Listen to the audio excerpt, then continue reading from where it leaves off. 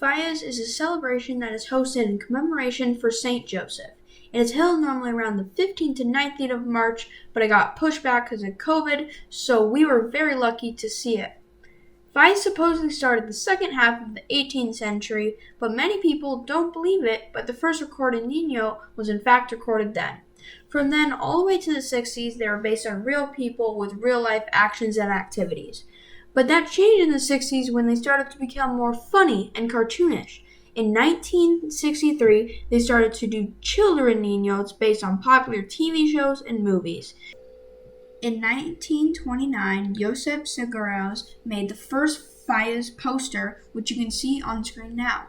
From that point forward, every year there's been an official Fallas poster. Fallas. Niños means dolls in Valencian. The fireworks before the show were really cool, but not as cool as my grandpa's big fireworks show on the 4th of July. Standing next to the Niño is the kings and queens of the neighborhoods. The Niños are made out of cardboard, wood, wax, cloth, and more, so it's more easy to burn. Now I'm going to show you the Fallas Museum. The evolution of the Fallas. From the beginning of the 20th century, the Fallas became more complex, monumental, and artistic, both in their technical composition and in the execution of the Niños. At the same time, the Fallas Festival multiplied its celebrations and rituals, while the commissions became more numerous, stable, and dynamic. Soon the Fallas became an expression of the Valencian identity and an important tourist attraction, and began to burn on the night of St. Joseph's Day. Here is the black market peanut seller Niñot, where the post-war and Franco system is on display. The lady is shown to be selling peanuts, but under her basket there is tobacco, which she is selling on the black market.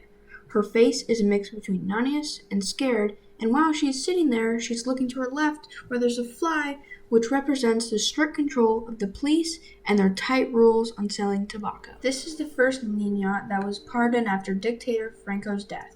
This Niñot represents strict commands and rules that Franco had. There's an old couple sitting on a bench, and the man is trying to pick up an exotic magazine, which was against the rules at the time when Franco was alive. This Niñot shows the meaning of the invasion of life and the theme of the high birth rate known as the baby boom. The artist more focused on the expressions of the babies, disgust, surprise, wickedness, sorrow, and peacefulness, and the amazing part is that it's sculpted into one piece.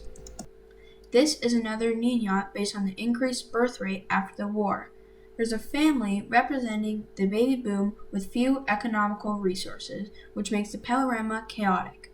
The father has lost all authority just by telling by his face, and by the tired look.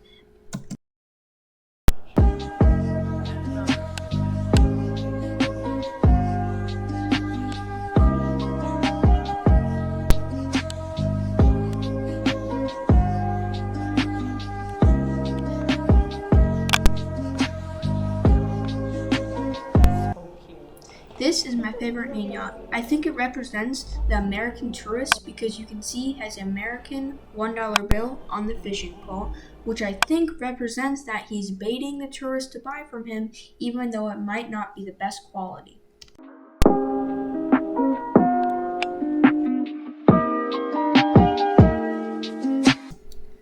This is 1978, my mom's birthday.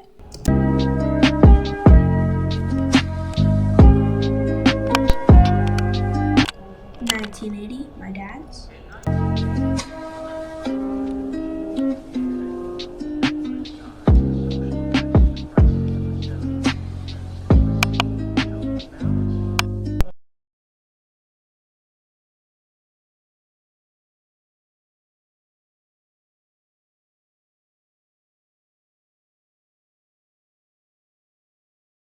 Your boy's birthday, 2010.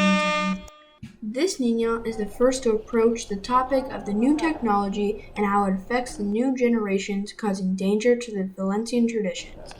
In the scene, there's children dressed in traditional Valencian attire, and the boy is playing with a console, ignoring his responsibilities to go with the queen to the Fallas. On the other hand, the girl is pulling him with an angry face, worried about being late to the big opening ceremony.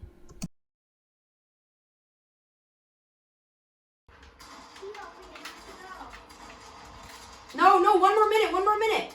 We don't have one Yes, more we do. minute. One more minute. We don't have One more minute. one more minute. No, one more We minute. don't have one more minute. No, 1 more minute. We don't have one more minute.